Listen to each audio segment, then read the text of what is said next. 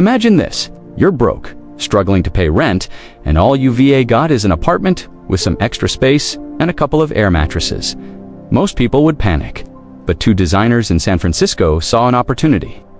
That tiny, scrappy idea, renting out airbeds in their living room, would one day disrupt the global travel industry and turn into a company worth billions. Airbnb. Welcome to Boardroom Stories. Here, we explore how the world's biggest companies were built. If you're new, hit like, subscribe, and stick with us because these stories are worth hearing. The year was 2007. Brian Chesky and Joe Gebbia had just moved to San Francisco. Rent was skyrocketing, and they couldn't afford it. At the same time, a big design conference was coming to town. Hotels were sold out, so they had a crazy idea. Why not rent out their apartment to attendees? They bought 3 air mattresses, called it Airbed and Breakfast, and offered breakfast in the morning. Surprisingly, strangers actually booked it. The concept worked. But one weekend experiment wasn't enough to build a business. They brought in Nathan Blecharczyk, a tech-savvy roommate, to turn the idea into a website, and that's when Airbnb was born. At first, almost no one believed in them. Investors laughed off the idea of strangers sleeping in strangers' homes. Even users were skeptical. Would anyone really trust this? The founders hustled. They funded the company in the most bizarre way by selling special edition cereal boxes during the 2008 US election.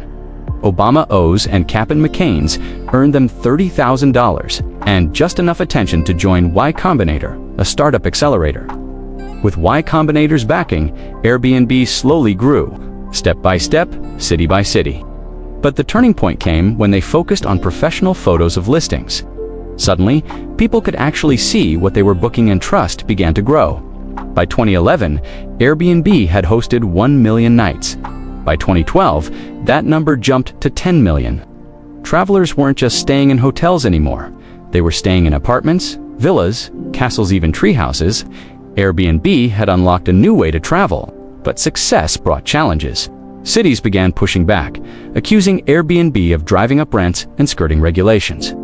Hotels fought back, calling it unfair competition. And critics raised concerns about safety.